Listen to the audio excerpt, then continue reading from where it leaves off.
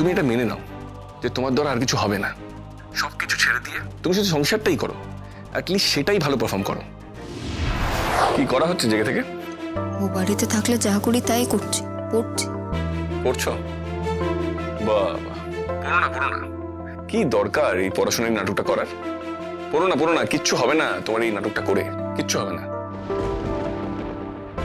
রাজু, তোমার মুশকিলটা কি জানো তো? তুমি একসঙ্গে সকলকে তুষ্ট করার চেষ্টা করছো, সবাইকে খুশি করে চলার একটা এজেন্ডা নিয়েছো তুমি তোমার জীবনে। বাস্তবে কিন্তু সেটা করা যায় না।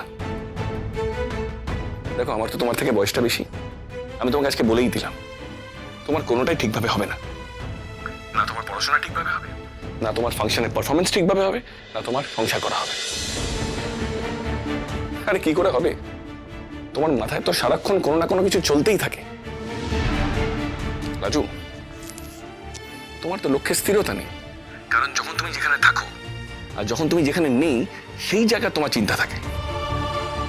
আচ্ছা, সুদেব এলো, তুমি চলে গেলে, ও না হয় একটা হাদা, ওর কোনো বোধ নেই যে তোমার যাওয়া পসিবল কি পসিবল না। বউকে সারপ্রাইজ দেওয়ার জন্য এই নাটকটা করলো। আরে কোন সিনেমা থেকে শিখেছে জিজ্ঞেস করো তো ওকে। আচ্ছা, ওর কথা না হয় আমি বাদই দিলাম, হোয়াট অ্যাবাউট ইউ? তোমার মনে হলো না তুমি সবার সামনে কিছুদিন আগে কি চ্যালেঞ্জটা নিয়েছিলে? তুমি তাদের কি বলেছিলে? তুমি আমাকে কি কি বলেছিলে? সব সুদীপকে দেখে তুমি ভুলে গেলে? আরে বাবা, তুমি এমন এক নিঃশ্বাসে কত কি যে বলে যাচ্ছ। তো রাগ কেন করছো? আমি কি করতুম বলো তো? সে তো গিয়ে একেবারে রাস্তায় দাঁড়িয়েছিল, তাকে আমি ফেরাতাম কি বলে বলো তো? তুমিও তো জানো আমাকে সপ্তাহ শেষে এখানে আসতে হবে। কেন কেন তোমাকে যেতে হবে প্রত্যেক সপ্তাহে? কেন? আচ্ছা, এই উইকেন্ডে তোমার প্র্যাকটিস ছিল না? যদি তোমাকে প্রতিটি উইকেন্ডে শ্বশুরবাড়ি যেতে হয়, তাহলে তুমি এসব চ্যালেঞ্জ কেন নাও? লোক আসানোর জন্য তো?